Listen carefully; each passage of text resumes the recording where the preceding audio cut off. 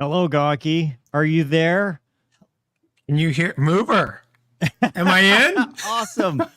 Hello. Welcome. We're going to try to get through this one the first time. For those of you who are listening to the podcast, welcome to the Mover and Gonky show with Gonky this time. I'm in uncharted territory right now, mover. I've never actually been in part of the intro. Don't jinx it, man. I was going to do the AOL dial-up, but I'm scared because last time I did it, we lost Gonky. Keep a good hello, thing how are going. you, man? Yeah, Good, man. How are you? I'm here. We are here. Yeah, we got a lot to talk about today. We have probably the most controversial show so far to date. It's only been 3 shows, so we're doing that. So today, our first topic, we're going to talk about UAPs, unidentified aerial phenomenon, UFOs, maybe aliens, maybe interdimensional beings, maybe Al Gore in a spaceship. Maybe balloons, maybe. Yeah. So what kicked this off and why we're talking about it? One, I made the mistake. So I'm writing a sci-fi novel right now. Like the flag, by the way. Like the cup. That's cool. I'm writing a novel right now, and it's sci-fi. My first attempt at sci-fi, and it maybe talks about UAPs. A couple years ago, I did a breakdown of a video, which I'm going to show you because I want to see your breakdown. But this week, I'm not going to show the article, but House Oversight hearing on UAPs to be held July 26. Reps confirm, and they're talking about declassifying all the UAP stuff. We wouldn't have stood up an organization at the Pentagon to analyze and try to collect and coordinate the way these sightings are reported if we didn't take it seriously. Of course, we take it seriously. Some of these phenomenon we know have already had an impact on our training ranges for when pilots are out trying to do training in the air and they see these things. They're not sure what they are, and it can have an impact on their ability to perfect their skills. So already had an impact here, and we just want to better understand it. John Kirby said, National Security Council spokesman. And then, of course, there's Chuck Schumer's announced new legislation to declassify the records related to UFOs. So I recently did a breakdown, and recently, it's been a couple years, and this UAP aerial phenomenon came out, and they basically said, there's a whole lot of stuff out there, and we don't know what it is. Gonky, have you seen anything in your travels that you were like, oh my God, it's Bigfoot? You know, the only thing that I thought I was seeing something was actually I was in the airliner over Michigan late one winter night, and everybody on frequency started talking about this light, and way up above us, there was this weird light. What it ended up being was the Falcon X. Yeah, but Elon Musk. Yeah, it was really cool to see, and you know, that was the only weird thing. I've looked for ET out there, but I've yet to be successful. All right, well, so this is the famous declassified UAP thing I broke down and caught the internet on fire. I want to show you the video as a Hornet guy, and you tell me your expert opinion. Are you ready, sir? I'm ready, sir. Let's do it. For those on the podcast, we're watching a FLIR video of a black dot. That's not our LNS though, is it? It's not. That is an Mode 4 okay, that's good. Glad when that works. Yeah. It's good at Don't the ship. shoot. Yeah. They're on autopilot and barrel out to 25,000 feet. Fighter pilot standard.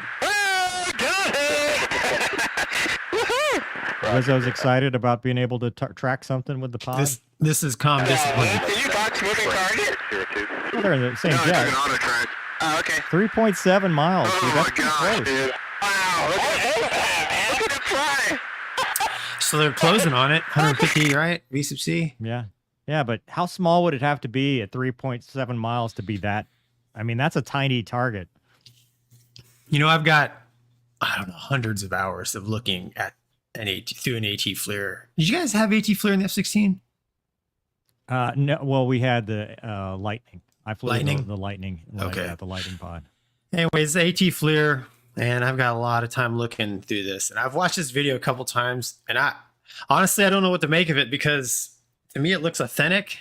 I don't see anything that leads me to believe that it's anything other than real, but I can't really explain what it is they're looking at other than a blob that's, you know, emitting some sort of IR signature. So I mean, mover, you've looked through the AT FLIR as well, right? Yeah, yeah. Yeah. I Spent mean, a what lot do you of time think? I with mean, the AT FLIR. yeah, I mean, I don't see anything in there that's like that's. Yeah, so I broke this video down, and one of the things I just wanted to talk about the differences from, people were like, it did crazy things that nothing can do, and there's nothing in these videos that's like, this thing did something Right. out of this world. It didn't do anything crazy. This just looks like a track, and we just don't know what it is. Right. Compared But usually, to other dude, stuff. I mean, the one thing I will say is like usually, like if you're scene tracking or auto tracking one of your buddies, you can see the thrusties. Yeah. So you can see the propulsion going on. If it's a jet, I've never looked at a piston prop job, but I mean, you can see the propulsion, and like I don't really see that when I look at that footage. But I mean, again, I don't. I'm a little lost for word. It's something, and I think they're looking at something real. Is it a UAP, UFO, X-wing fighter? I don't know, but it's something for sure. I mean, it's a real object out there. Yeah, the truth is out there, and so I mean, this is a hot topic, right? People want to talk about. Did you see anything in your travels or flying and all that? And my thing is, there are two scenarios here, right? Either they're out there and we know about it, or they're out there and we don't. And equally, the two are equally horrifying to me, because if the government knows about it and it's this big conspiracy, they've done a great job of covering it up for, X number of years. But if the government has no idea, then we're in trouble. We're just in trouble. Well, if you remember, I mean, there were so many of these sightings going on that they started to put it in the NOTAMs. Yes. Heads up, funny things out there we can't identify. Yeah, I mean, that was around the time of this, 2021. We were talking to Raptor guys, and they were like, yeah, I saw this thing out in the warning areas, didn't know what it was. Yeah, that was down here in Florida. That was, I mean, so, this is, that's Sex Fravor's tape. That was West Coast. They've had reports off the East Coast, and then down here in Florida as well, at least on the military side. I know I've heard about it, and you have too, Mover. So what it is, I don't. Why is it always Navy guys though?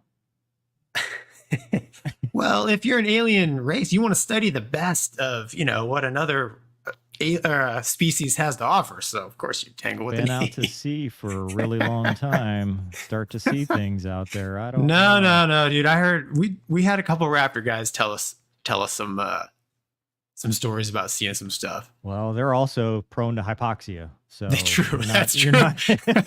Was it a hypoxic event, or was it an actual alien encounter? You're not helping your case here by throwing the Raptor guys under the bus. But you will see. I mean, I have seen stuff that later, like you're like, oh, that's unidentified, and then later they're like, oh, that was this, just like you were talking about. Whether it's a tethered balloon, you go out in the Southwest, they got the big weather balloons that are tethered, and they're like, hey, there's a NOTAM out here. You're like, oh yeah, that's what that was. Well, the only thing I will say is that I listened to Joe Rogan had Fravor on, and I listened to the whole thing, and it was. And I started flying the Hornet when he was the skipper. So like I was flying the Hornet during this time period, and I didn't hear anything about it, but it's kind of a small base, and I know he has a good reputation, and I listened to his uninterrupted recollection of the event, and I mean the things he was saying is like I mean you don't cut across the circle to get a closer look at a balloon and then it out accelerate you kind of thing. I mean, he's talking fighter pilot stuff, doing moves against this thing, and it's moving, So I don't know. I don't know. It's strange. The other scary part to me is that it could be tech from other countries. Yeah. If it's some kind of, whether it's low altitude cruise missile testing, some kind of drone technology, stuff that, we don't even know that they have, and they're out there gathering intelligence on the world's greatest Navy, as you pointed out, and they're trying to figure out, where are your troops and can I go there and count them? Right. Yeah. I mean, that's the DoD interest, right? We need to know. Yes, there might be something out there. We just need to figure out what it is and where it's coming from.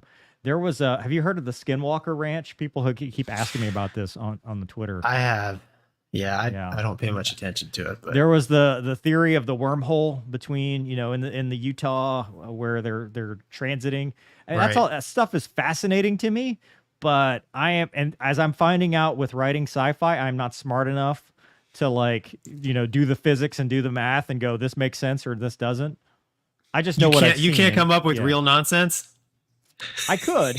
I've tried. The problem is I get there and I'm like, well, this doesn't, some nerd out there is going to be like, Mover, you need to open a physics book. Yeah. There's going to be some, Stanley ruins Mover, and then the circle of life has continued. Yeah. And it's not going to make a whole lot of sense. But I have seen, especially on NVGs, you will see everything that, because the human eye is limited, right? It's limited, especially at night. And then you put goggles on and you're like, oh, that's a shooting star. Was that a SAM launch or a shooting star? Oh, it's a shooting star. Is that an airliner? How many guys have you heard try to rejoin on the airliner outside the airspace because it looked like their flight lead? I had an F-16 fly underneath me and blower over Iraq, and I thought I was getting shot at by Sam. So yeah, I know what you're talking about, dude. So yes, you can definitely confuse things. I mean, based on your perception, because we're visual creatures, right? I mean, it's I hate to disappoint people because, they'll come to this and they'll be like, hey, what have you seen? Are they out there? And, I grew up watching X-Files and Unsolved Mysteries. I want to believe, but there was a thing out yesterday that said the universe is 26 billion years old. It's twice as old as what they thought. Are there ancient civilizations? Is there life out there? Sure. I mean, we'd be arrogant to think that we're it, but have they visited Earth? I don't know. It's just like the ocean thing we talked about with Ocean Gate. There is a huge amount of space that we've never visited. We don't know anything about. We may never know about. Right. So there's just a lot out there.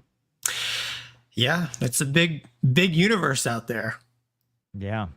All right. Well, any reattacks on that one before we move on? Mr. Producer, do we have any super chats?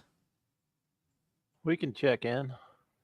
I've got Gonky, when you land on a carrier, do you go to mill power in case you miss/jump the wires? I was thinking it might be too late to add power when you realized that you had missed. Bonnie, thanks for the question. In fact, if you don't go to at least mill power, they give you what's called a cut pass, which is you get like 2 of those and your career is done flying. So yeah, you go to mill power. If you're slightly below average ball flyer like myself, you go to burner just in case, because why not?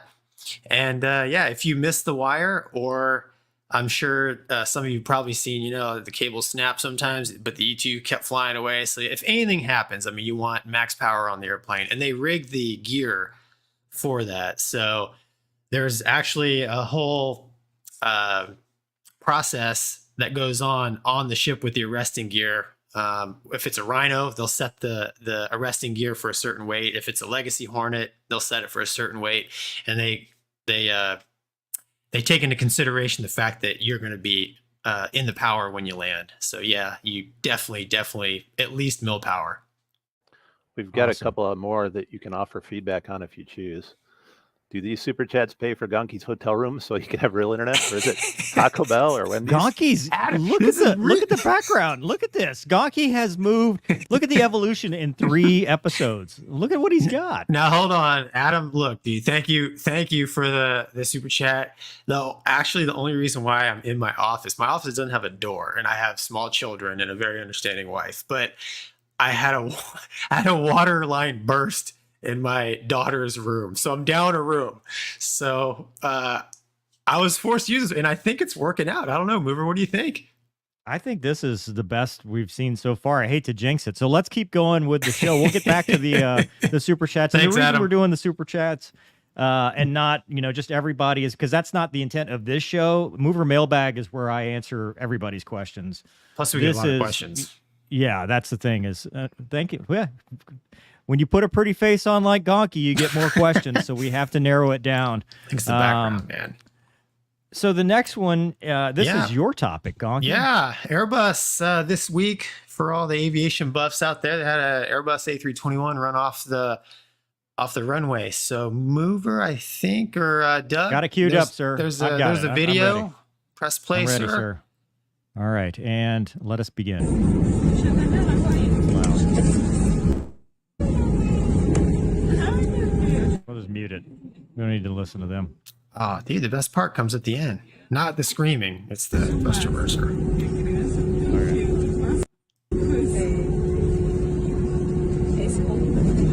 So the runway's wet. Looks like. Oh, we're getting to the end of the runway. You can tell by the stripes.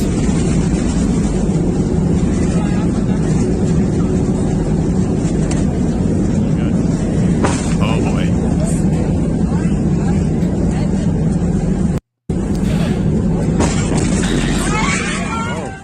Yeah. So they went off the runway. Thankfully, nobody was hurt. Obviously, the runway is wet. So I thought this would be good to talk about. You know, I know Mover, gosh, it's been a couple years ago. You made a pretty good video about like the differences between flying commercial airplanes and fighters. It's pretty dramatic. So last week we talked a little bit about the takeoff part being kind of dangerous. You don't want to mess around, right? So with the landing, you know, I play that video not to speculate, not to lay blame. It's more of an illustration of, you know, an airliner, when those guys come in to land, I was really amazed coming from fighters because the Hornet, it was basically, I think it was like 6,000 foot of mid-length runway. If there's more than quarter-inch standing water, take a trap. That was like your landing guidance. Nothing out of the ordinary. Well, having flown the Airbus, before you land at any airport, the airplane will start squawking at you. Hey, put in the destination data. And what it wants to know exactly the runway, the approach, exactly the weather, the runway conditions, everything, because it's going to calculate the exact distance and what type of braking that you need to get it stopped. And there's all kinds of safety factors built in there. So I know these guys did that. The airplane will just squawk and yell at you. There's no way you can miss it. It's just a good example of, like, even in the States, like every year or so, you know, especially in the winter, an airplane runs off the runway and you put in braking conditions too for in the winter.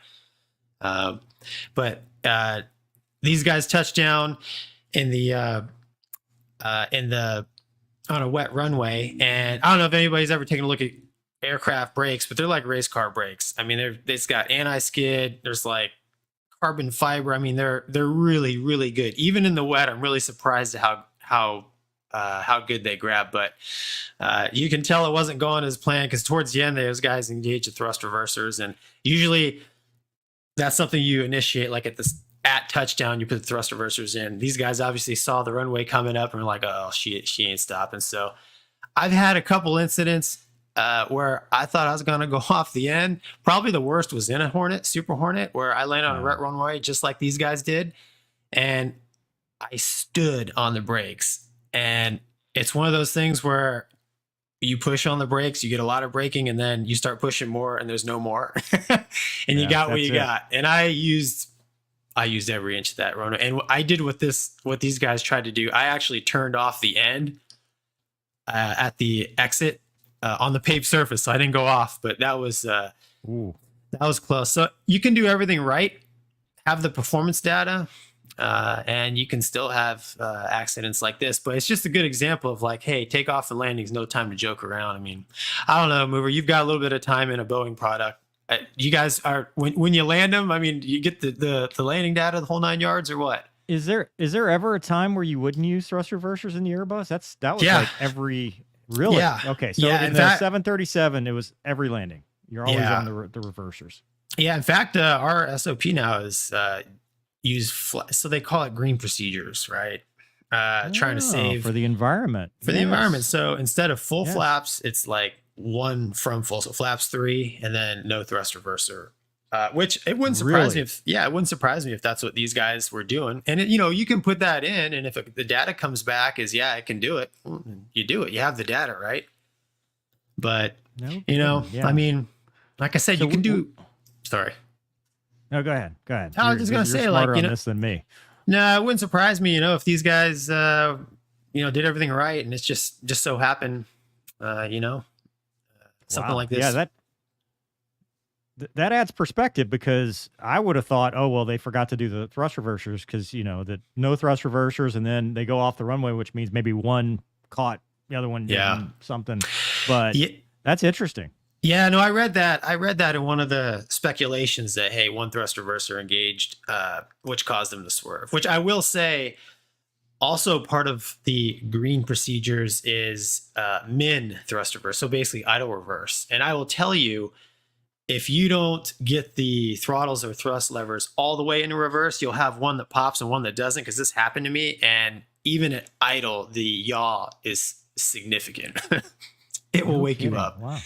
Yeah, so Hey, Gonky, you've taught me something today. I mean, Yeah. I had no idea. These are all new facts for me. well, yeah. What's funny is I fly some of the guys I fly with. If it's even remotely slightly short or wet, they're like, "Dude, we're doing flaps full, max reverse." I'm like, Well, that's like okay. single engine taxi, right? Everybody, it's like for let's save the environment, but nobody does it because it's such a risk Yeah. that you will forget something. 100%. A pack or something will be off, and then you're Yeah. like, "Oh God, I got to Yeah. do this whole checklist right before we take off." Yeah, nothing's worse when you're like, cruising around Newark. There's 100 airplanes around you, and the Yeah. captain's like, start number 2. You're like, huh? Yeah. What? No. Oh wait, come on. It's the Airbus, dude. What is it? Just on? It's just That's switch true. on. You don't have to do the conductor drill. No, that's true. It is much easier, but still, like, I mean, for a guy that doesn't fly much, it's hard. Come on, man. Yes, that one switch is obviously straining all of your capabilities there. But hey, the moral of the story is thankfully nobody got hurt, so we can all learn from it. Yeah, absolutely. Okay. Well, I don't have anything to add because 737 is a totally different beast, and that's Probably that's has a good better topic. brakes, doesn't it? Yeah. I mean, it has pretty good brakes. Yeah, I mean, do you they have all the do. brake settings? You check. Like it goes RTO 1, 2, 3, just max. It depends on how Even the easier, runway bro. surface is. Low, medium, and max. Oh, okay. Yeah. Ludicrous speed. Go. That's right. This is built the Gonky spec. Mr. Producer. Sir, let's take a Sir. moment for our kids at home. Let's kick over to that. Yeah. What do we So- have? Go USS Princeton, Spy 1B radar detecting the contacts in SoCal and vectoring jets. Any feedback? There's so many words. I don't know what it even means in there. Gonky. Well, I think what he's talking about, USS Princeton is a ship with probably an AESA radar detecting contacts off the coast, vectoring airplanes over there. I mean, that's kind of what happened with Fravor there. Basically the footage that we watched is they were out doing a totally separate mission, and then one of the ships detected these objects and basically gave them real world tasking. So it took them off their briefed and planned mission for real world tasking. They didn't have any weapons, but they got vectored over there. So I'm not sure if that's what you're talking about, but thank you for the comment. Yeah, no, absolutely. Oh, also, we've got Modman. Could Gonky please talk about the Navy/Air Force Gonky. pilot training exchange program? Thanks. Gonky gets internet and a mic, and suddenly this is Yep. the Gonky show. I'm just gonna go play with Luna for a little while. You just guys let me know when it's over. No, I Have need at you. Yeah, the Navy Air Force pilot training exchange program. Well, Mover's done. He's been in the Navy too. We've exchanged Air Force Appreciation Tour. a couple of times, Yeah. between us. So, I'm a little confused with the exchange program. So, I was part of an exchange program when I first joined, and it was basically roughly 5 Navy student pilots would go train with the Air Force, and 5 Air Force student pilots come train with the Navy.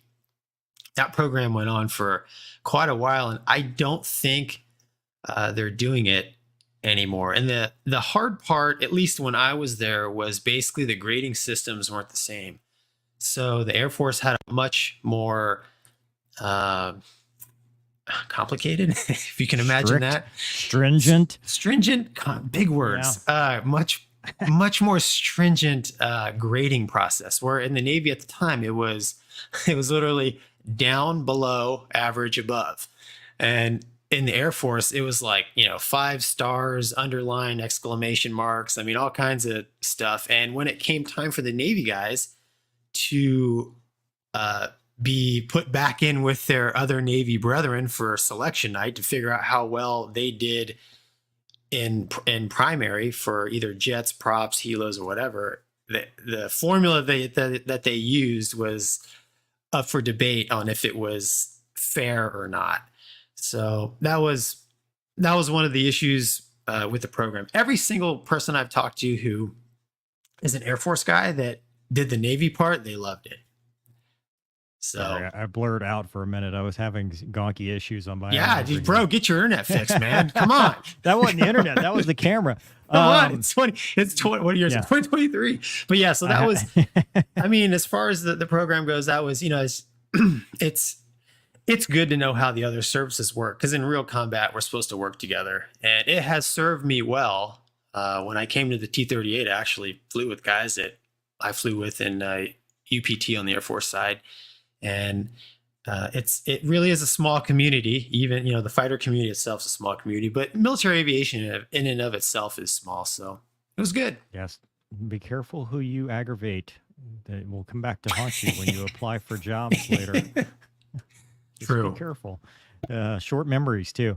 Yeah, I don't have anything to add about that. There's it's one is kind of a choose your own adventure, and one is more of a structured do it this way or else you shall not pass. So, yeah. All right. Well, moving on, Gonky, it's still Yes, sir. you, dude. All right. I really planned this. Doug, are you reading it? Doug's going to help us out here. Read the about highlights? The Indian Navy. Can do. Get the highlights, Mr. It's, Producer. Doug, dude, you're going to be the next star. You guys don't need me. I'm a professional voice. He's the voice of reason. So this is from Aviation Week's website in their Defense Aircraft and Propulsion section from July 14th. Steve Trimble wrote, Indian Navy decision further seals fate of Super Hornet. I'm going to read until you guys tell me to stop. The announced selection by the Indian Navy of a French fighter is another blow to the future of Boeing's FA-18EF Super Hornet assembly line in St. Louis. Boeing had already announced plans to wind down FA-18EF production in Missouri by 2025. But held out hope that potential orders in India could extend U.S. assembly operations by a year and keep the fighter in production on a new assembly line on the subcontinent. So they were going to sub out to India. India's Navy announced the selection on July 14th of the Dassault Rafale M to become its next carrier-based fighter.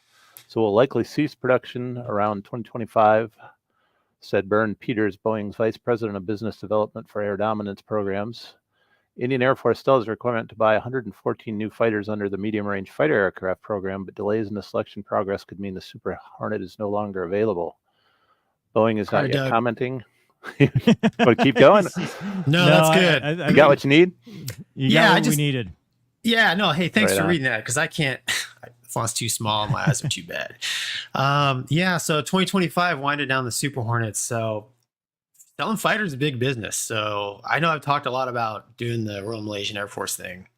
But really what that was the FMS deal, right? Foreign military sales. So I kind of got to witness Boeing marketing and trying to sell the Super Hornet. And it's not just for money. It's also, I think, like sales of like the F-16, the F-15 to other countries, you know, keeping the production line open. So the way it is now, 2025, the production line is going to close in 2025. So in order to keep it going beyond that, they need to sell airplanes because it's a business. So, you know, by not getting any customers, it hurts the U.S. forces as well, because when the production line stops, you know, if they ever need specific support from Boeing, it's not going to be there, because Boeing's in the business of making money, and they're just not going to keep expertise and parts lines open for no reason. So the Indians chose the French fighter. And what was weird was when I was in Malaysia,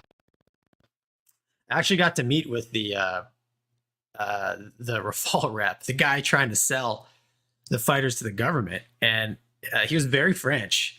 And it was pretty amazing. Doug touched on it a little bit, but, you know, a lot of these countries like India, Malaysia, they not only just want to buy like a Western fighter, but they want the technology. So like a lot of these deals are like, hey, we'll buy your fighter, but we want to be able to build parts of it in our country to enhance our aerospace technologies.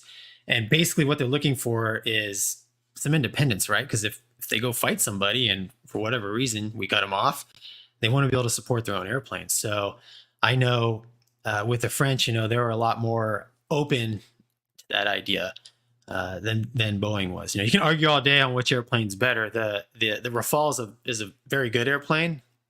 It's on the Charles de Gaulle, and we actually got to fly with those guys off the Charles de Gaulle when I was on the Stennis.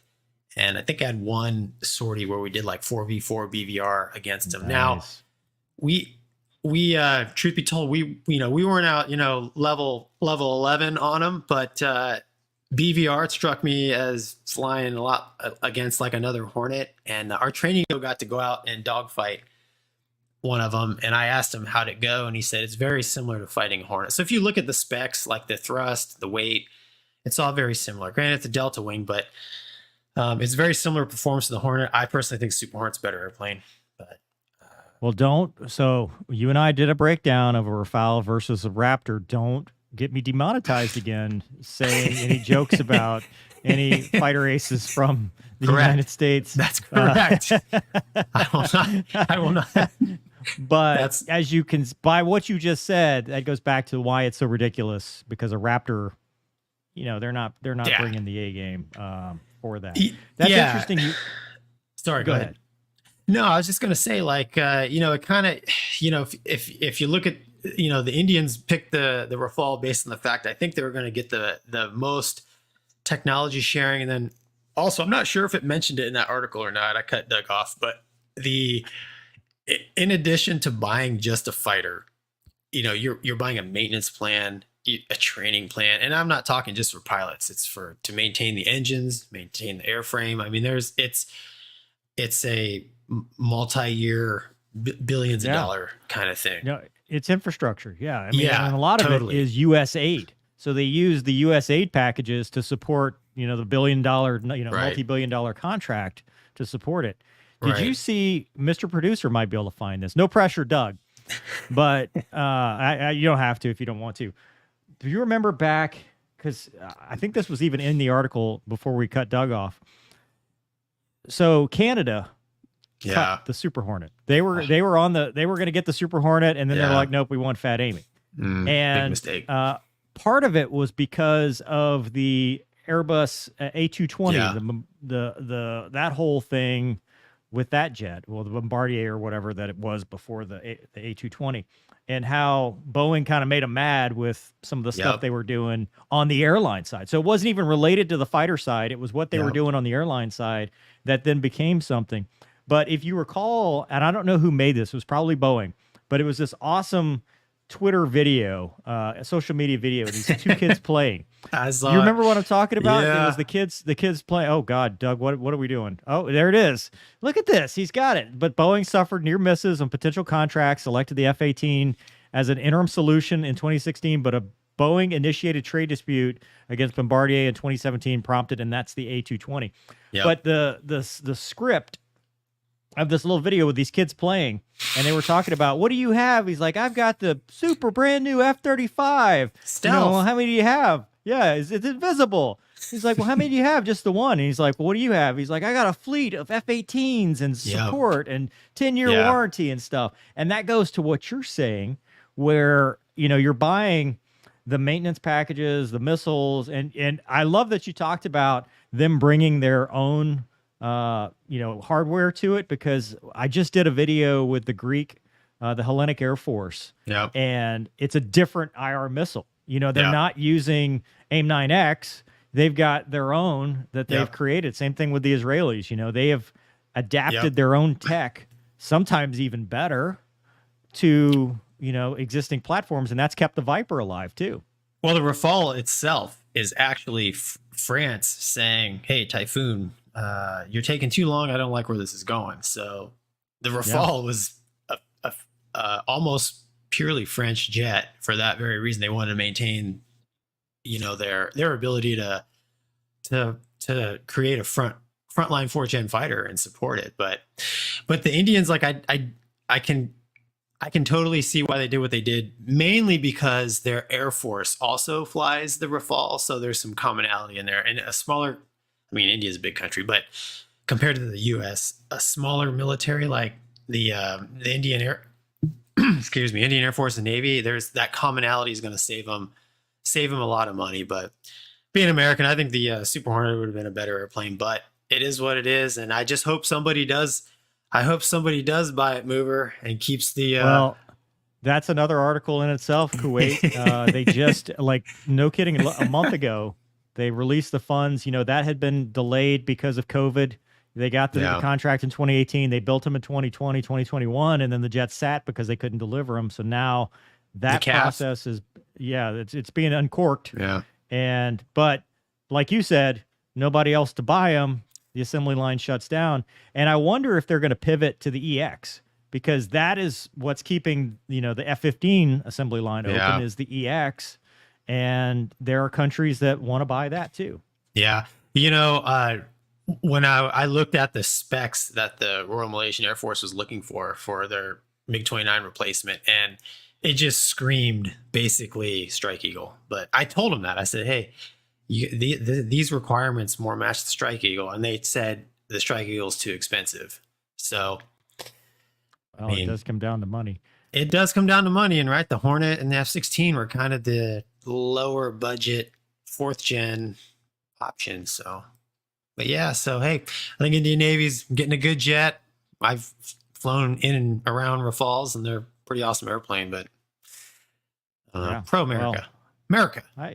America. We got to support our Vipers and Hornets. And that's right. Even Fat Amy, as you will. I mean, it's a good. We make fun of the Fat Amy, but it is a good airplane. Yeah. I mean, it does have a lot of cool tech. It's not. And that's why we call it Fat Amy, because it's not your stereotypical sleek, sexy fighter. It's just this like do everything technological marvel that's going to do a whole lot of cool stuff, but not look the coolest doing it. It's beauty as defined in 2023, Mover. It's beauty on the inside is what it is. That's right. It's not. He's a hell of a cook. We're off the rails. We're canceled now. Mr. Producer, Probably. do we have anything from the audience? Yeah, we get a couple more. First of all, somebody owes me £2. Uh-oh. And then some sympathy for Mover. Mover, would you be willing to go active duty or full-time reserve if it meant you got to fly the F-22? Why does the drink?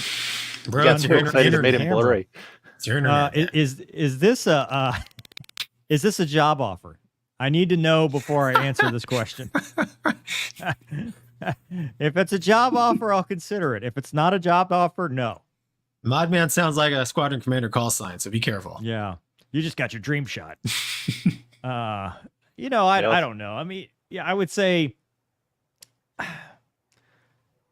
you'd have to go to Alaska or Virginia. What Mover's trying to say is he's an older man now with different priorities, and young Mover would jump at the chance, but old Mover's back hurts too much. I would do it. I mean, like Boise's getting Vipers. I'd go to Boise to fly the Viper. I mean, it's a different community. Is it too late now to learn a new community? Maybe.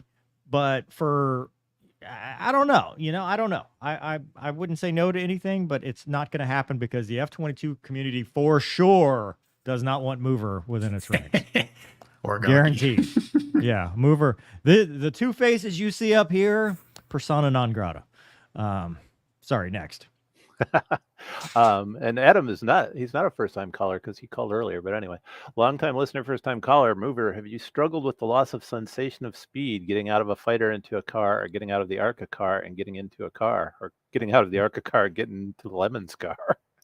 No. Doug, you've asked me this, right? Because I've raced your car after driving the 01 at the same track, and I've raced, Pale Horse, and I've raced the ARCA car, and I've raced the ARCA car and Pale Horse on the same track. It's relative. We talked about this previously about task saturation and living in the moment. There is nothing better for me than racing or flying a fighter when you're in that zen-like moment, because it doesn't matter. There's no sensation of speed. There's nothing. It is just pure focus, and the world kind of disappears, and all you're thinking about is what's in front of you and what's happening.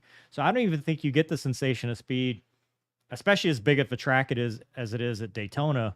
You don't get that at 180 miles an hour, and you don't get that at 120 miles an hour. I think it's just it's relative to what you're doing, and I think your mind adapts. Just like when I go fly helicopters, I don't feel like, oh my God, unless I'm going cross country, then it feels like it's taken forever. But other than the time clicking by, I mean, you can make anything relevant. You know, I go down to 10 feet in a helicopter. Well, that's going to feel faster. And if I go down to, 250 feet in a Hornet, well, that's going to feel fast. You know, it's relative, So, 40,000 feet, Mach 2. So Adam, I know the question is for Mover, but like Mover, just like when you do low levels in a fighter, right? You start at 500 feet to get kind of used to it. And then it's a weird thing. Your brain gets used to the speed. And all of a sudden 500 feet at 500 knots, you're like, oh, I can do this all day. Step it down, to 200 feet. And at first it feels pretty quick, but then it starts to, your body, almost real time will adjust to the sensation of speed, which can be dangerous. For the record, when I did my first low level in a Hornet, it was at 200 feet. Nobody was like, I was an Air Force guy and I was a 500-foot guy. We didn't ever go lower than 500 feet. I remember my flight lead. He's like, okay, dude, we're going to do 200 feet. I'm like, how much? He's like, yep, just stay on my wing, stay in wedge back there. And I'm like, how many feet? He's like, 200 feet. So we used to tell guys, if I was the lead, I would just tell my women, don't go lower than me. And off to the races. I tell you. Anyway, all right, moving on. We have a topic that's near and dear to my heart. And I this is my excuse to use some footage later when we cut these videos. And that's the whole point of this is we were able to cut these in videos if you haven't noticed, those of you that don't watch this live or are going to watch this later.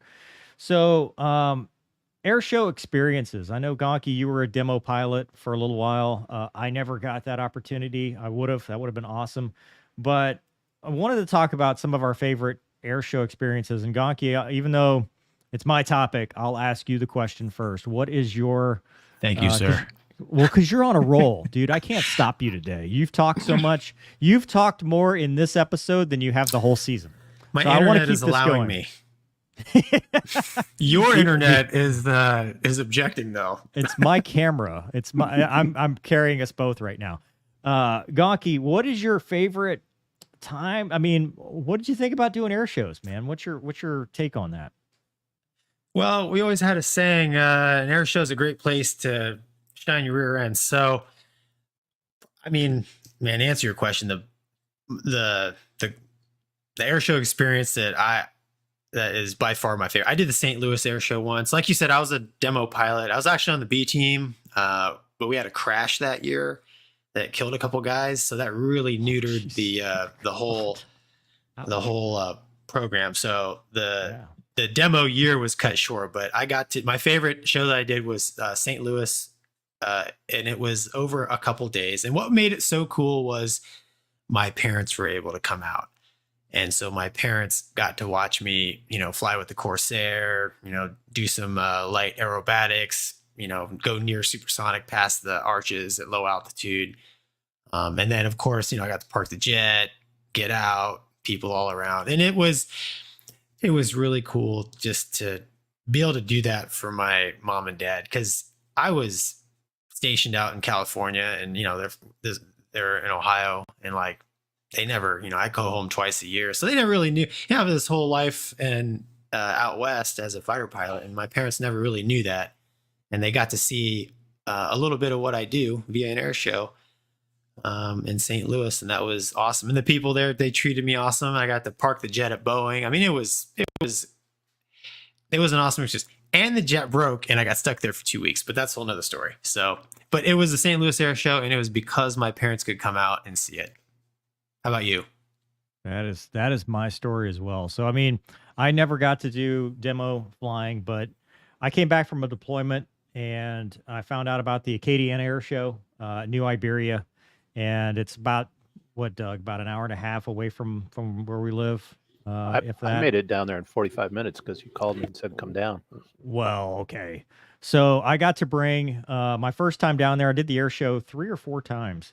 And first time I went down there, they sent me with a crew chief, and I was the snacko, and they sent me with all this merch, right? Because they're like, hey, make some money for the Squadron Snacko Fund, which maybe I should plead the fifth. Allegedly, this happened. So you go down there, and it's my first air show, and my dad shows up in the motorhome. And if you don't know, I've got a special needs brother. He's got cerebral palsy, so that they were traveling in the motorhome. My stepmom was there, brought the wiener dogs, brought the golf cart and stuff. And this was the first time really my dad got to see me as a fighter pilot. I'd done a cross country in a T-38, but there's nothing better than coming to your home in a jet that is meant for combat, because this is just the pride for them. So I got to land at New Iberia. You do a couple patterns and stuff, which I thought was cool. That's the first time I'd ever seen a carrier brake, because I think it might have even been Stoner that as he's leaving, he's doing like carrier brake, to depart, and I'm like, wow, that's legal. That's the coolest thing ever. And it was just an experience, because now you're there, you're standing in front of the aircraft, you're starting to talk to people and they're asking you questions. Some of them are great questions that you have no idea. And some of them are like stupid questions, like, is that your bombs on there? Is that a nuclear weapon you're there with? And some of it's just like, this is, tell me about the deployment. Tell me about what you're going on. Because remember, this is 09, 2010. We're still in the middle of OIF, OEF. And to me, it was one of the most rewarding things I'd done, just because of the family aspect. And one of the funny stories, which I'll play in the video that accompanies this, is, I was like probably the third one or the last one I did. One of them got rained out. So there was no air show. We was just to fly in and then we left. And the last one, for those of you that are familiar with the F-16, you'll know my pain. But for those of you that aren't, it's got a jet fuel starter, JFS, and it's got 2 bottles, right? So it stores this energy to start it. And start 1, start 2, pops the accumulator there, and it fires the JFS, which then fires the engine, because that's how it starts. It doesn't have a start card or anything like that. If the pressure is low, if it's been sitting a while, sometimes you'll go JFS start 2 and you'll get and a big puff of smoke and nothing will happen. Well, luckily the crew chief, I didn't have a crew chief for this one, but the Viper demo team was there. And so really great crew chief's like, yeah, I got you, man. Goes over to his stuff, grabs the handle and goes, here you go. And it's springtime, it's hot.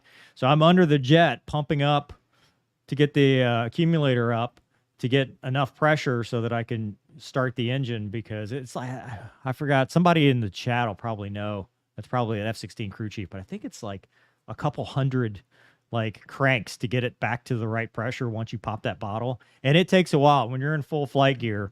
But the whole time my dad's filming this thing, he's just sitting there with the 8mm camcorder filming this entire evolution of me getting in, strapping in. Yeah, I'm cool. Boo, get out, pump the bottle up, get back in. Okay, I'm cool again. Taxi out, and then off to back to Homestead. And to me, that was just, you look back at your career, you look back at some of the coolest things you did, and being able to, I saw Doug, you were there for that. And I think being able to show your friends and family what you've accomplished was probably one of the most meaningful things that I've been able to do. I did cross countries, which I think next week we'll talk about cross countries, because I think there's a lot to talk about separately. But I did cross countries in the Hornet, never got to do an air show. But I think those 2 things were some of the most fulfilling, and also some of the things you learned, because you're on your own with an airplane. Uncle Sam, at the time I was 26, 27 years old with my own F-16, and well, you've also got all the stuff associated with it to take care of. So Dad was probably like, man, you got to be in good shape to start an F-16. He's probably like, boy, I told you not to work on the things yourself. He was. Yeah, don't give Mover a wrench. Yeah, I'm not, as T-Bear will attest, I'm not the person to be working on anything. Yeah, so, that's awesome, man. That's a good story. Producer Doug, we got any more? Yeah, we're gonna from the chat run through a couple. At least this one quick, because it's in progress. Is my razor? This, you know what? This probably lags from last time. Your internet is still catching up. You're still catching up from last time that he hasn't realized that you're better now. But it is a new comment. It is a razor. Yeah. Is my internet bad? Ah, it's good. Yeah. Technoplysol, is it scary to fly? Do you guys pronounce that seed? Yeah. Against live SAM sites? Does anybody know? Seed. I don't know.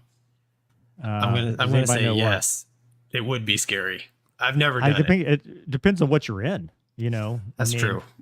If you're in F-35 or a CJ or somebody Growler. that somebody that's used to doing this, you're probably like, and you die, and then you die, and then it's your turn to die.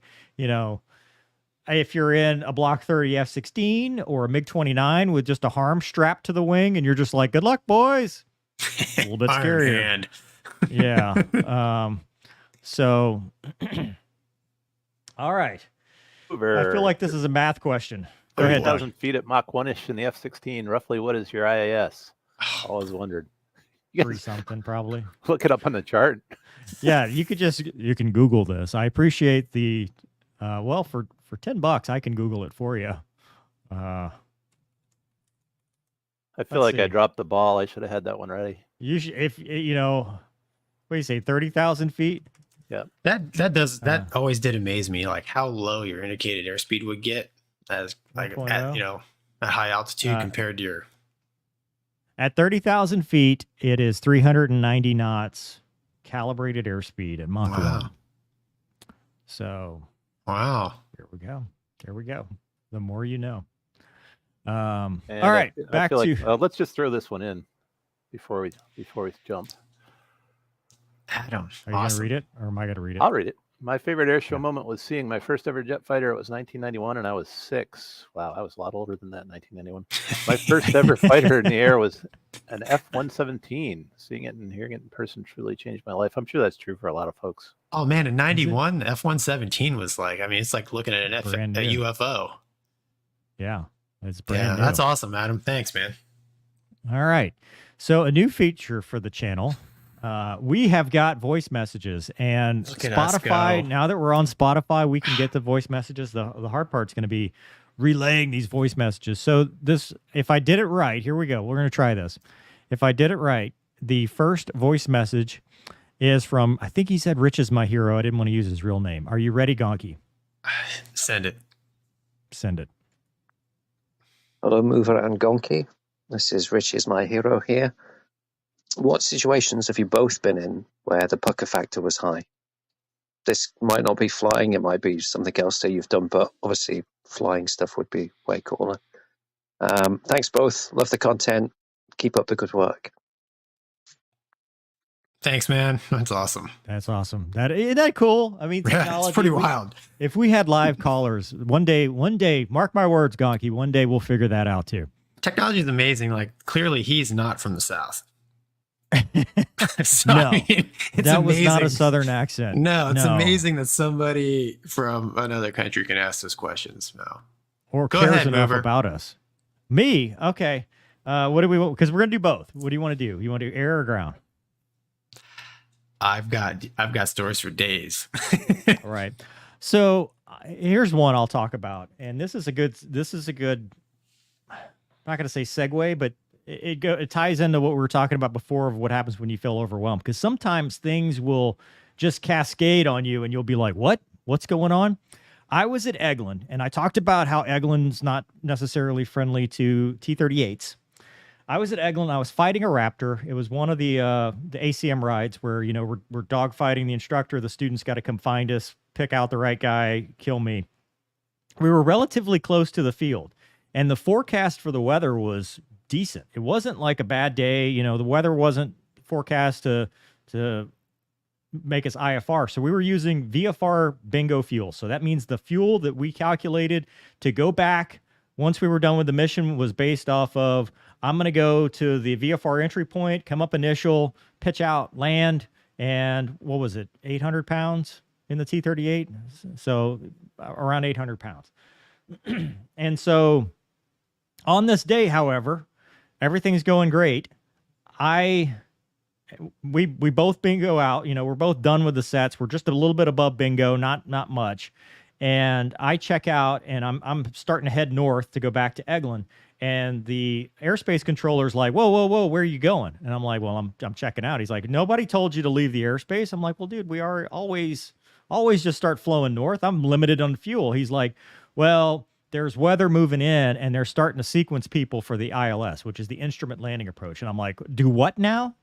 Because fuel in a fighter Wouldn't you agree, Gonky? That's probably like, being on fire, running out of fuel. These are like our biggest fears in a jet. Yeah. And if a fighter's coming back to the base, he's like 5 minutes We're from already- emergency fuel. Yeah.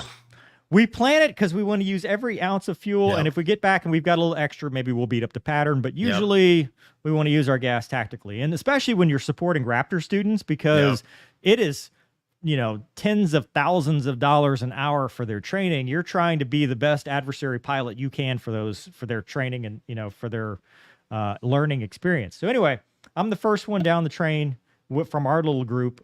And they're like, hey, they're going IFR. And I'm like, well, what do you mean IFR? I could see the field, right? And as we get closer, I can now see this wall of like puffy clouds. It's not socked in, but there's these puffy clouds that are just starting to pop up over the VFR points. And I'm like, well, I can see the runway. What are we doing? They're like, no, we're going to go ILS. So I said, well, that sounds bad. So they hand me off to Eglin Approach, and Eglin Approach is, whatever my call sign, race 1, expect the ILS runway 19. So not only are we instrument procedures, but we're instrument procedures landing to the south. And one thing we've learned, having been there for 2 years at this point, was that they will take you all the way out to 20 miles, turn you back around, and do it. So I am south of the field over the ocean. They're going to take me all the way north to Crestview and then turn me back around to fly the ILS. And as I'm doing this, I'm down at 2,000 feet, and I'm going, oh my God, I'm going to run out of gas. Like, your mind starts racing. You're starting to think, oh, if I run out of, I'm like, this is close. Like, I'm at 1,000 pounds, 1,100 pounds. Like the seat cushion is now like sucked up as much as it possibly can be at this point. So I'm telling them, and I'm like, look, I'm min fuel, because minimum fuel is a declaration that, hey, I'm going to be landing with less than normal recovery, 600 pounds if we do this. And they're like, Roger. And I'm like, hey, I'm minimum fuel. And this is one thing I learned. When you say that, it means nothing to them. They're like, let us know when you're emergency fuel. And I'm like, okay, which is actually declaring an emergency. So as we keep trucking north, I'm looking at the fuel, and I'm now just under 1,000 pounds over the field. And I'm like, if I go 20 miles to the north, this thing's going to flame out. There's no way. And I'm over the field. I can see the runway. I can see, downwind and stuff. It's just puffy clouds that just happen to be blocking the tower's view of stuff. So I declare emergency fuel. I said, race 1, emergency fuel, request direct downwind. And they're like, Roger that, go direct downwind, copy emergency fuel. So I went right to downwind, turned and landed, and then the fire trucks all met me, and they're like, hey, what's going on? I'm like, I'm nothing. I just emergency fuel. I've got, 700 pounds of gas now. I'm fine. Like, things are good now. If I hadn't done this, things would have been bad then. It was like a preemptive thing. And that was one of multiple times. In fact, the only 2 times I declared emergency fuel were at Eglin, where weather rolled in that wasn't expected. And, they just shut down the pattern and said, you're going to have to fly the ILS. And I'm like, I can't. This jet doesn't have the fuel, especially low altitude with gear hanging and stuff like that. It just doesn't have the fuel to do it. And there are other stories, but I don't know. That's the one that came to mind when I heard this question. Gonky, what do you have?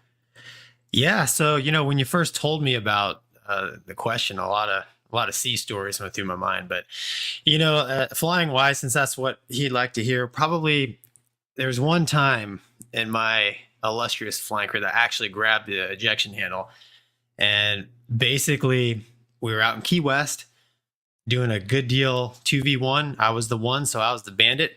And I was fighting my training O, my buddy Porkins. And I jumped him from the 6 o'clock position.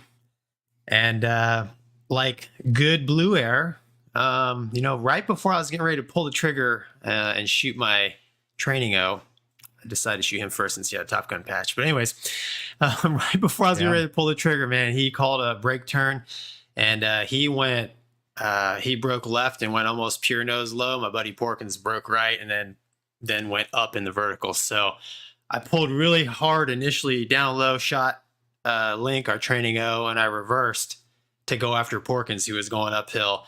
What ended up happening was, as he's coming over the top, and I'm coming up the bottom, we both square it off pretty hard, right? Because now we're worried about this thing we'd call sensor nose, right? About getting shot.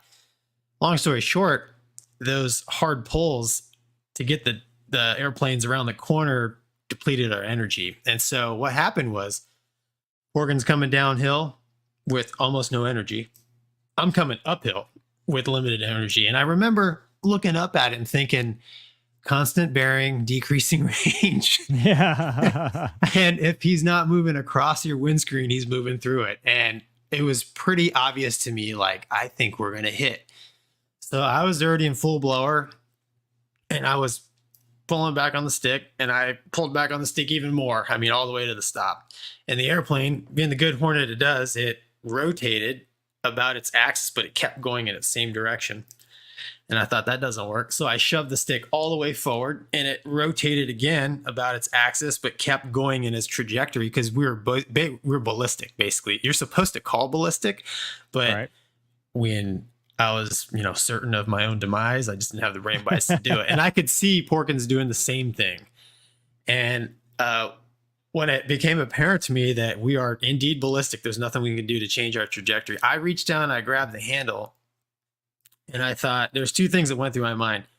I'm scared of heights. I don't like sharks.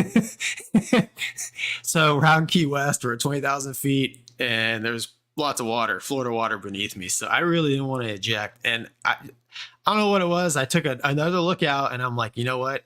Maybe we'll miss. And I just held on. I had one hand on the stick, pulling back, one hand on the ejection handle, and we passed. And I just remember silence. And then I don't know if you remember, I can't replicate it with my voice, but the rat out going off.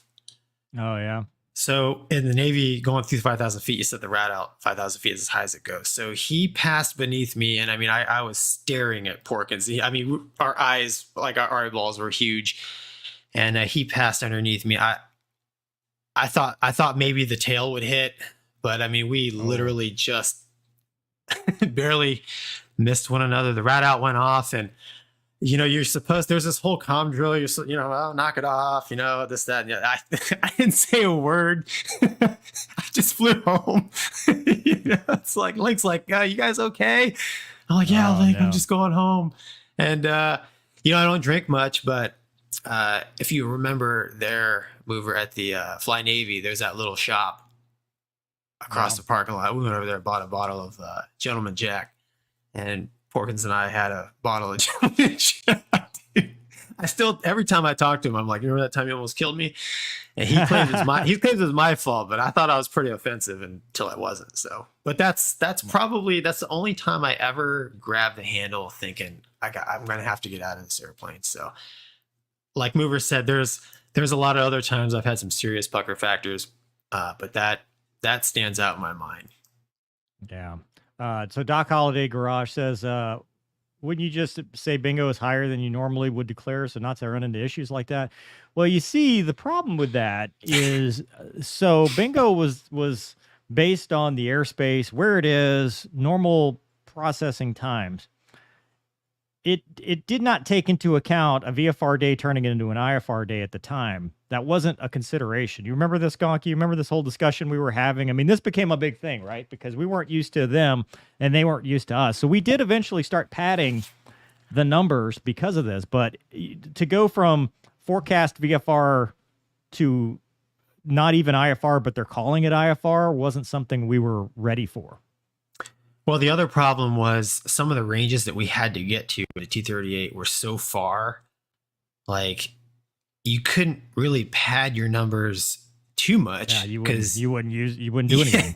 You get out there and do like one set, and if you stuck to your padded numbers, you're technically out of gas, right? So, I mean, yeah, I don't know. It was a difficult problem to work through. And at the end of the day, I mean, Mover, he just exercised his own judgment as a professional pilot. And that's what you're supposed to do at the end of the day. I mean, because, you're tasked with a mission providing quality red air for students because it's expensive. And then at the same time, you don't want to crash a jet. Right. So, they say, the rules are black and white, but, in the real world, there's some gray area. Well, and to me, that feeling of I'm going to run out of gas, because that's one of those things that's completely within your control. If you run out of gas, there's an error chain back there, unless you have a leak, and you're just like, you just don't want to be that person that runs out of fuel to the point where, we debriefed it. I came back and I talked to the director of operations and the squadron commander. I'm like, this is why, based on my training and experience, I, declared an emergency. I said, look, if I don't land now, bad things are going to happen. And that Raptor behind me, by the way, he declared emergency fuel too, because he went through the exact same thing. So, that's one incident of many. I've had the near mid-airs and all that stuff, but I don't know. That's just one that came to mind just based on what we were talking about before. But Gonky, what is your ground story? I'm going to let you lead off with the ground story. What is something? You mean not flying? Not flying. Yeah. It doesn't have to be. Yeah. It's non-aviation.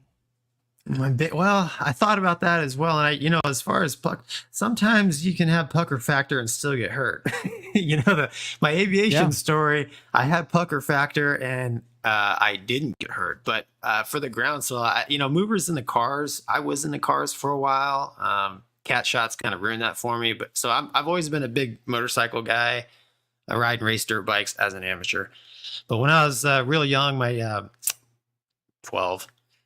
My dad actually worked for Aramco Oil Company, so I grew up overseas in Saudi Arabia. And it was Ramadan, and I was out riding my dirt bike. We had a little track out there in the evening, and during Ramadan, when the sun sets, if you're a practicing Muslim, you fast throughout the day, and then you have a feast at night. Well, this family was driving, for whatever reason, in their Buick Park Avenue or whatever, out in the desert to have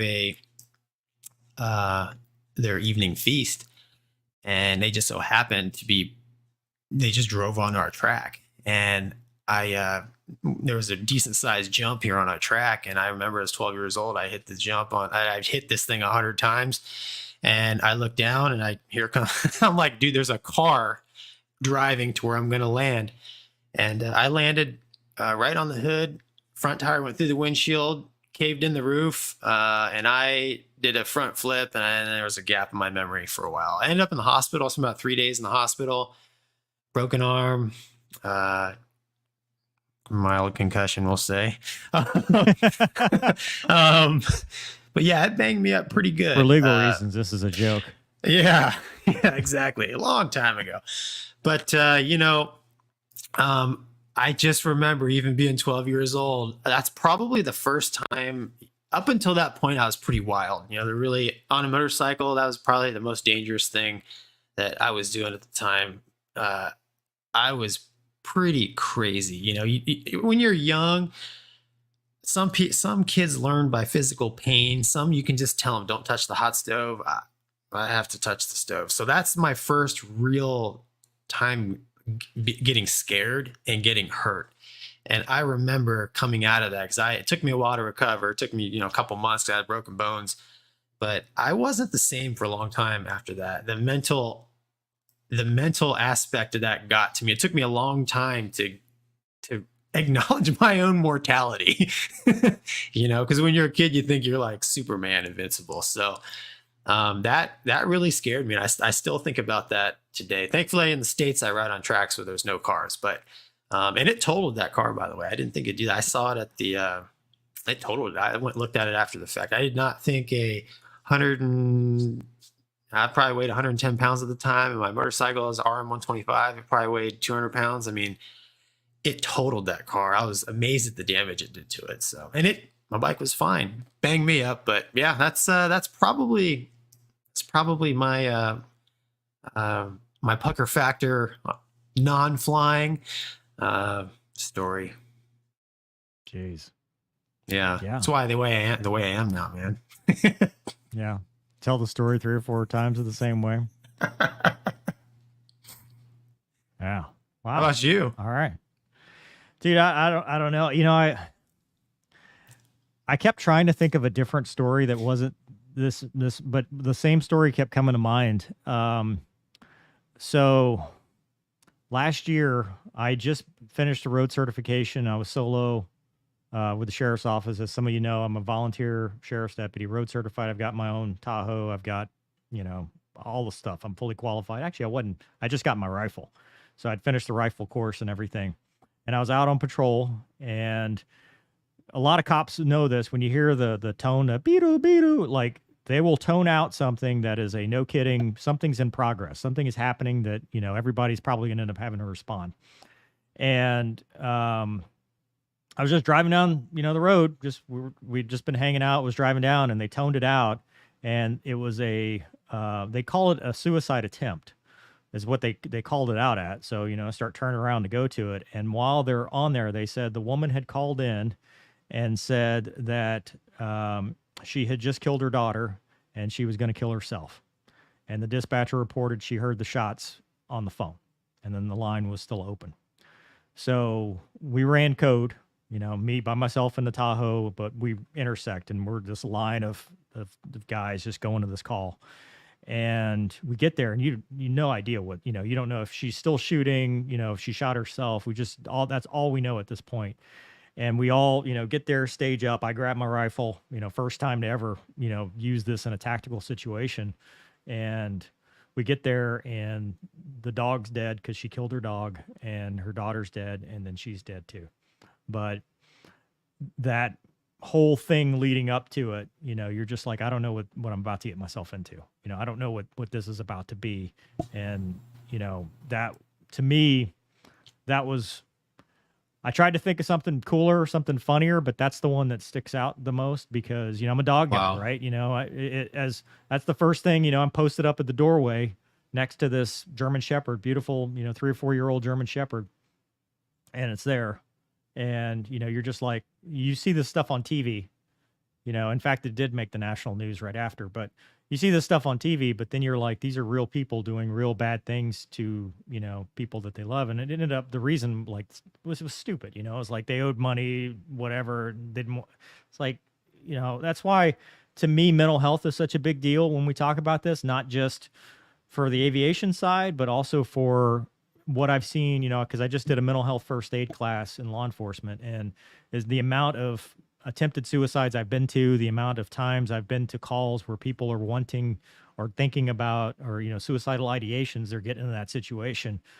You know, when having seen the aftermath of that, you go, look, we can fix this. You know, that's not the end of the world, or it doesn't need to be the end of the world, because, you know, your temporary problem does not need a permanent solution. We can work through this. There's no need to take others with you. There's no need to, you know, put yourself in this situation, because help is available. I think, you know, now nationally 988 is available for, you know, if you got suicide thoughts. But dude, sorry, I didn't mean to put a damper on that, but it's the one that I just kept coming to mind every time I think about this topic.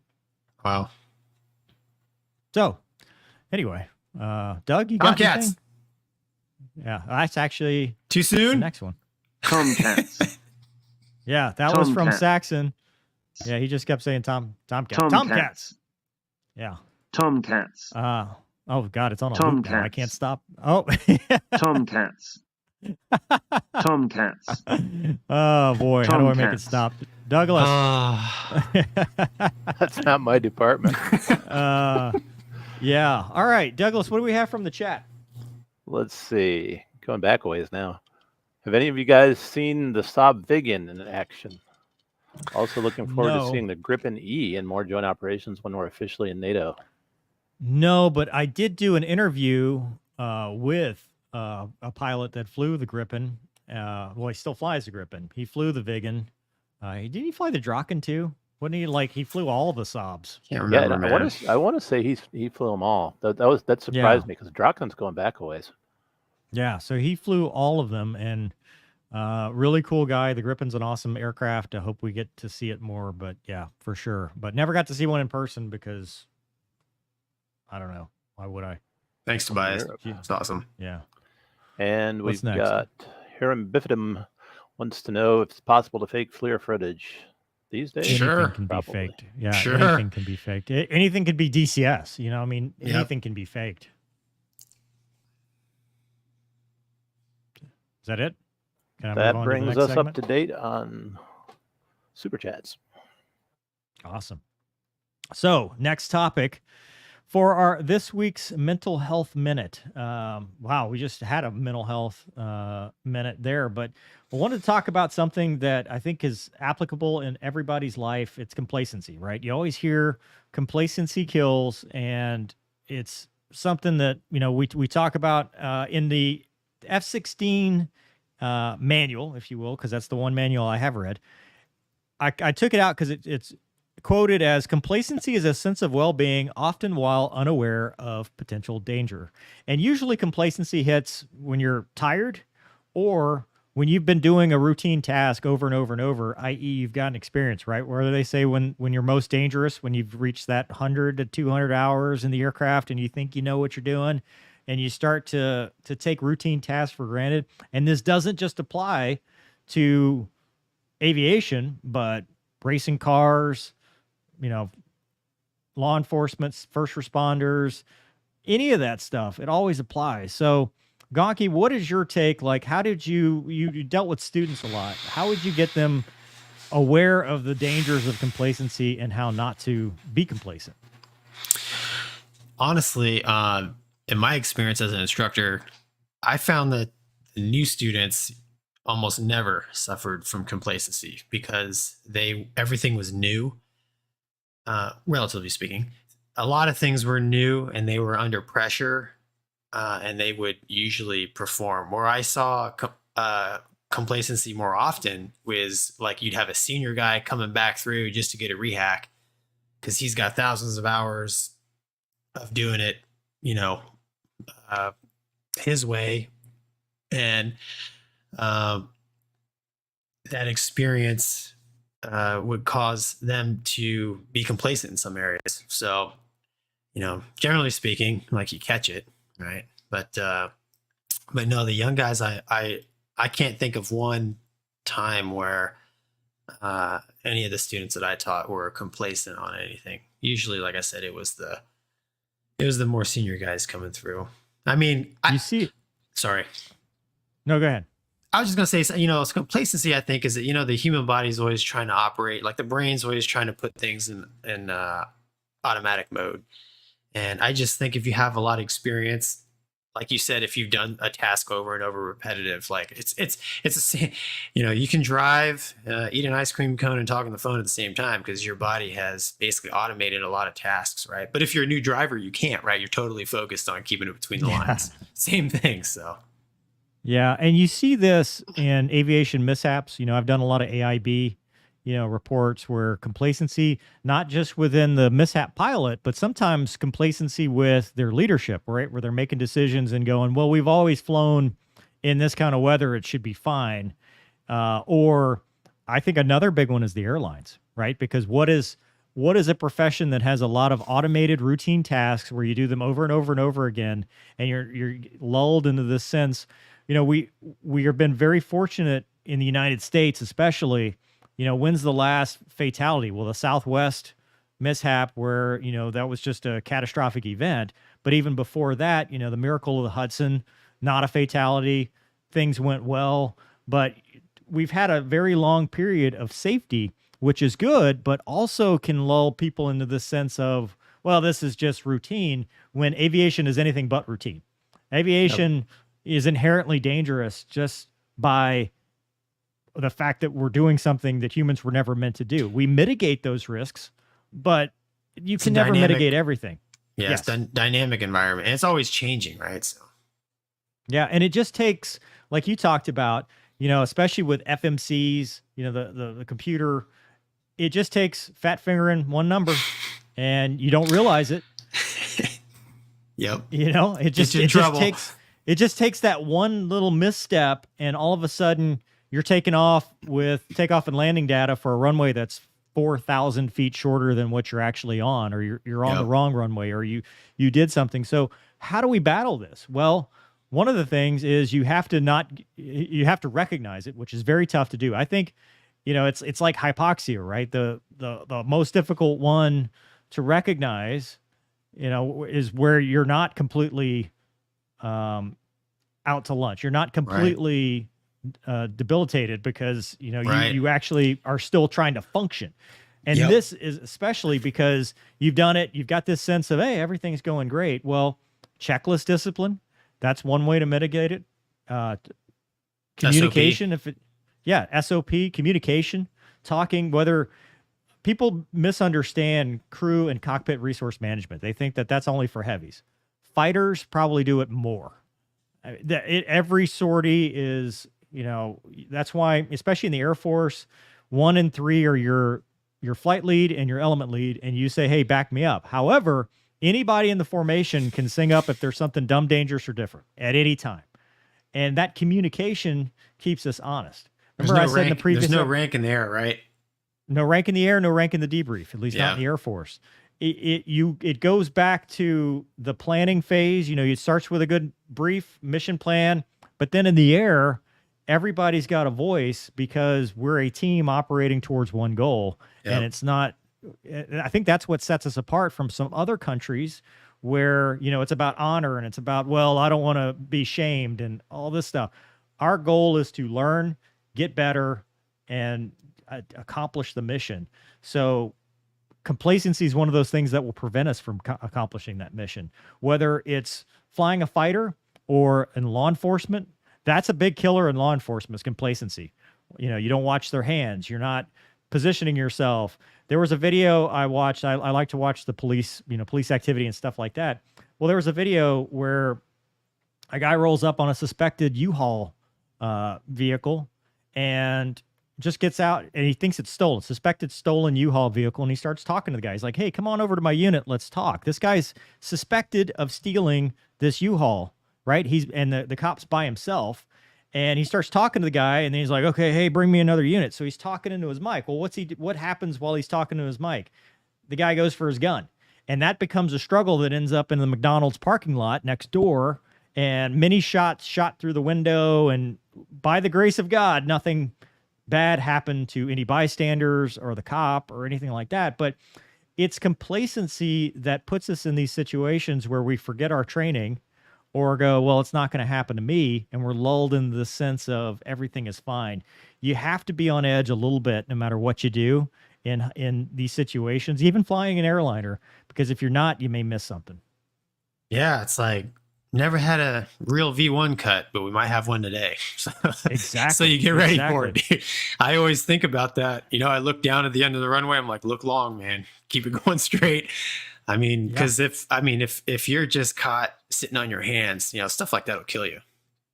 And for those at home, a V1 cut is a rejected takeoff, right? Or high speed. Or something happens at a higher speed where you have to decide whether I'm going to take this aircraft flying or I'm going to reject the takeoff.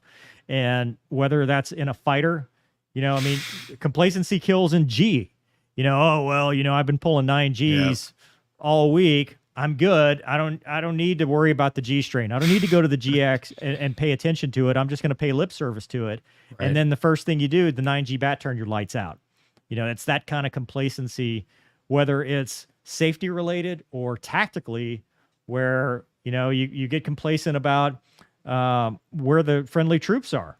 You get, oh well, they're always here. I'm used to the, it's that sense of everything's fine. This time it'll be fine too. Versus I need to confirm. I need to stick to the procedures and not let myself go down that route. It's hard. That's probably one of the toughest things to do, especially as you get more experience. Yep, I agree. Douglas, as our psychological expert, you've got anything to add for this one? Well, I was thinking about that while you were talking, and you kept stealing everything I was going to say. So nice job. that was very well done. No, I mean that as a compliment. I got a PhD in this stuff. You emphasize the group nature of it and the cultural aspect. If you're in a culture, and I use the word culture to mean any group that you're existing in tactically, socially, whatever. If you're in a group that everybody thinks it's cool to not follow procedure and not follow SOP, and we're tough guys, we don't need to do it the right way, you're in danger. The group attitude and the group approach to it is really critical, and that's something you emphasized a couple of times. That's a really familiar aspect to anybody who's studied it from that angle. Normalization of deviance. Normalization of deviance. That is the phrase, and you see it so many places. I was doing some research on it in engineering recently, of all places. Wow. Well, I mean, it can happen anywhere. Talked about an Ocean Gate submarine. I mean, that's a normalization of deviance. That's a very good example. Yeah. I mean, all right. Well, let's see. Moving on to any reattacks, Gonky, Sorry, I cut you off on the last any reattack. So this time I'm going to let you say it. I apologize. Any reattacks on this one? I got No, too sir. excited. Okay. Douglas, it is time. Did we decide you're reading this or am I reading this? It's pretty long. I could That's try what to she said. summarize it, but it's There you go. so to speak. It's such a good story. You want to? I got this. Got it? All All right. So I don't know. I got it because it's from Mayo. I liked it. Hi mover, you ask for stories in this context. Let me give you this one. It inspired a few before. Hope it will inspire more going through your channel. During primary school, I wasn't the quickest learner. All I did was dreaming about becoming a fighter attack pilot. Movies like Final Countdown, Star Wars, Flight of the Intruder, and of course, Top Gun inspired me. By the end of primary, I was told you won't be a pilot, kid, by my teacher. Heard that one before. I remember thinking, watch and learn, and begging my parents to send me to a little high grade secondary school. Even that wouldn't bring me to a pilot slot, but at least start me off a bit closer. Fast forward 4 years, 16 years, worked hard at school and had to choose what school I wanted to do next. I was kind of talked about doing an extra 2 years to get a high grade because it may be too tough, especially becoming a pilot. So I went to a different school to become an IT expert. Dude, that made me realize I was less of a nerd than I thought. Plan to become an NCO, that's non-commissioned officer, senior enlisted, if you will, to get a degree and apply to be a fighter pilot just before the age limit. Fast forward 4 more years, standing at the gate of, what did we say, Gills region, Doug? It's Gilja Rian. I actually Googled it. Every time we come up to that, I want you to say it. To meet a recruiter. Gilja It's nice and Rian. well, now it's lagged. Ellen heard me out and replied with, why don't you just get your math degree on top of what you have? That will qualify you. Am I still yelling? Oh, that will qualify you to take the test. It would take 6 or 9 months at the most. Nice. My world changed to these few words. Raced back to school, felt ready for my math exam within 5 months. My goal was simple. All we had was the Cougar, Chinook, Apache, and Viper. I stepped into Douglas Sosterberg. I didn't look up Schusterberg. All right, for the Viper. No discussion, but I took the silliest gamble. Tests are spread out over 10 months.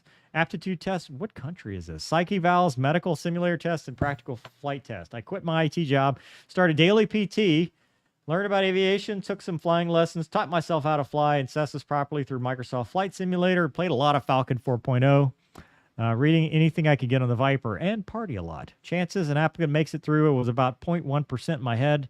I was that 0.1%. Failed a simple hearing test on day 1. Did you fall asleep like Gonky? Because I misunderstood. That's we got to tell that story after this. Luckily, you can retry once you get. This is definitely a different country. 9 more months. Fast forward. Out of 3,000 applicants, I was one of 27 reporting to the academy in the city of Breda. Breda had I wasn't as fit as I thought mentally. I wasn't mentally prepared. Again, these words, you won't be a pilot, but an old Viper standing on a patch of grass kept reminding me why I was there. Fast forward 1 year, 9 months again. 1 flight to go into our UPT with a PC-7, definitely not the U.S., before we send out to Injept, which is the U.S., or the rotary variant thereof. Like everyone, I had my errors as a flight student. My last check flight was delayed a few days, but assignment was coming anyway, so to speak. I received my assignment slot, and because of the competency IPs had me, it was 1 of 3 Viper slots. Nice. Fast forward 10 days, got reassigned to some old FAPE guy. I never saw at the squadron for my check ride. If anyone is the prime example of a douche, it's him. 30 minutes later, late for the brief, telling me I must have sat there ready while the ops officer told me to stand down and wait for a call. This sounds like a very tragic story, then giving me a bad grade. I went to court with this, supporting my commander and IP, but short story is they had to get rid of people in the Viper training because they were sold to Chile, and more would be sold later. Fast forward 2 years, got the commercial pilot license, aerobatic rating, 2,000 hours more. I ran into 2 former Air Force pilots that ran a company similar to Draken and Top Aces. They ferried them to their home base in dense fog, over 100 miles in a Piper Archer. Standing in the hangar right between them was an L-39 electronic warfare Learjet. Handed him my card, not thinking I have a remote chance. 3 months later, he was hired, and he was supporting a large exercise. 2023, he's back as an Air Force captain, starting work as the new big simulator center, maybe major by the time this is told. Because flight sims is what helped me in the first place. Now we'll try to get the pilots mission ready. Lessons learned, make them tell you no, never give up on your dreams. Wow. Whew, that's a lot of reading. Wow. You know, the point of the Make Them Tell You No segment is just this, right? I told this story when I first started the channel. It's not like I'm an astronaut. I'm this, super smart dude that's, what the stereotypical fighter pilot is. What separates us from people who didn't get it is, one, work ethic. Work ethic is always going to be a big thing. But two, perseverance. Because unless you're that astronaut, you're probably going to get told no. And a lot of people don't even get to the no. They get to the self-elimination. They go, well, Joe Blow told me you have to have X-ray vision to be a fighter pilot. So therefore, I know I don't have X-ray vision. I'm just going to go play video games instead. And I'm never even going to try. Yep. You have to apply yourself, but you also have to take the chances. It doesn't cost you anything, usually. You have to make them tell you no. Don't tell yourself no. Don't self-eliminate. Don't look up things and be like, this is why I can't do it. Figure out why you can. Figure out why it's possible. Don't try to figure out why it's not. What do you think, Gonky? Yeah, I mean,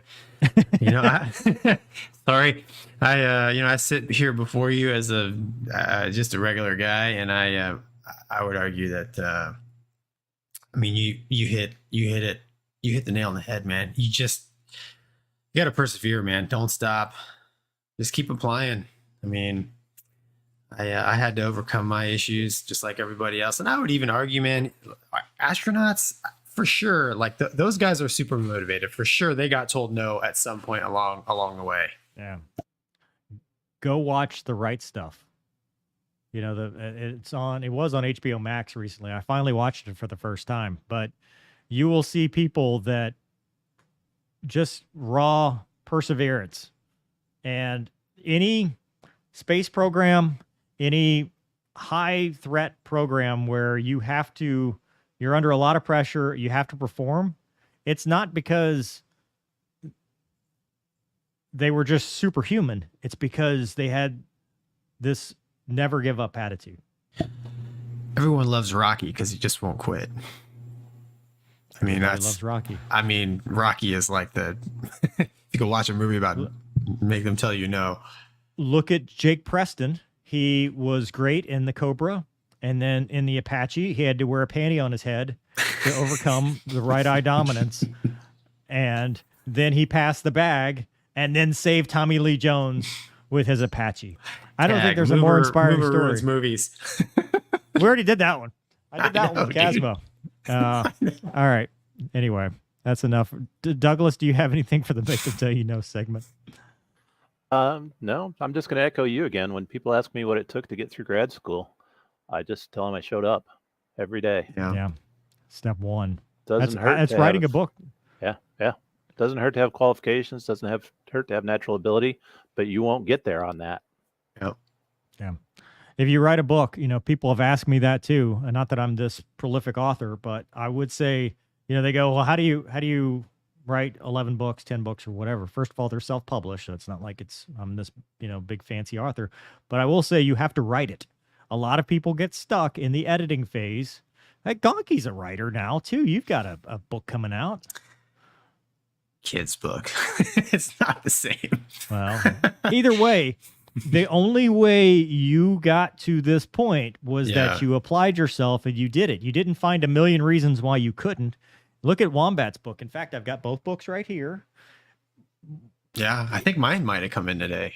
Yeah, I mean, you Yeah. can't just go, well, it'll never work. I can't do this. You have to just apply yourself and then make them tell you no. That's it. He's a great example of Make Them Tell You No. I've personally witnessed, but we'll have to have him on and talk about it one of these days. Yeah. Wait, I just said we were going to allude to it. Tell me about your hearing tests. Oh, Duke.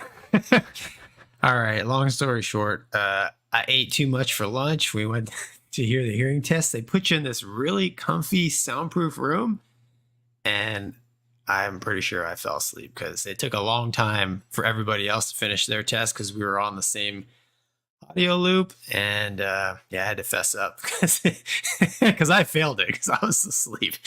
So For those of you that don't know, the Air Force hearing test is you're in this soundproof booth with these little plastic, headphones from 1955. One's red and one's blue, right? And you can hear yourself breathing, and it's really uncomfortable. And you've got this button, and you have to click when you hear a sound. Then it yells at you because you're hitting the button when there's no sound, or you're hitting the button too many times, or whatever. And it'll just keep testing you until everybody's done. And Gonky fell asleep, so everybody came back going, why was this a 2-hour hearing test? And Mr. Gonky had fallen asleep. And need my rest, man. Fatigue is real. Yeah. Mr. Producer, do we have any more as we wrap this up? Comments from the kids at home? Let me take a look. Sort of a greeting here from Master Son. Hello, guys. Recently retired Air Force flyer ECO Nice. here. Cool. Mover, love your videos, and Gonky, look forward to seeing more from you as well. Keep Thanks, up the man. great work. You guys can tell me what ECO means. Electronic Combat Officer. It's, Yeah. There we go. Usually the EC-130s and the rivet joint, like that's a specialized. They're not Super many of them. squirrely. And Yeah. Marcus Langendorf, I knew some Langendorfs when I was there growing you up. go. It was the USA. That whole situation was the Netherlands. Okay. Awesome. Dutch Vipers. Thanks, Marcus. Yeah. Cool. Awesome. Well, Gonky, I believe that will. Hold on. I got to get. Can we get rid of that? How do we get rid of that? There we go. I think that's the end, man. We've made it through an entire episode. Wait. Psych. Just kidding. I'm so proud of you right now. It really Yeah. warms my heart. Yeah. You were engaging. Yeah. You were there. Well, when I have relatively stable internet, we need to work on your camera, though, man. I mean, just Doug. We'll talk we'll talk I know. afterwards. Let's see if it does it again. Dude. I am We're not gonna in charge of cameras. It doesn't like me drinking, apparently, and it's Mm. just Dr. Pepper. So in case anybody's wondering, but cool, man, dude. I think this was a successful podcast as we have been doing in the past. We will break these up into episodes. I hope everybody likes that concept, right? Because I think it's cool. I go back, I put the video clips on top, and make it a little bit more interesting. Gonky, you've been doing the same, and I think that's the way forward. I've got an Ace Combat Mission 11 coming out tomorrow. Gonky, you said you're working on some stuff on your channel. Yeah, I am. I'm working on some other things, but it's just getting the time, man. Awesome. Well, as always, I want to thank the viewers. 'Cause Yeah, we thanks, can't do this guys. without you. A It's lot, awesome. big crowd today. Almost 600 people. That's awesome. Yeah, surprised the kid didn't try to call me. The night is young. Doug, as always, I want to thank you for your hard work and dedication doing this. Thanks, Doug. You're Hey, a guys. gentleman and a scholar. It's fun to be We included. appreciate it. And Gonky, thank you. Alrighty, Because we'll see you without next week. Without you, it would just be the first 2 episodes. Almost was. So, Awesome. Well, alrighty, I hope you guys enjoyed it. Thanks for watching. we'll see you Next time.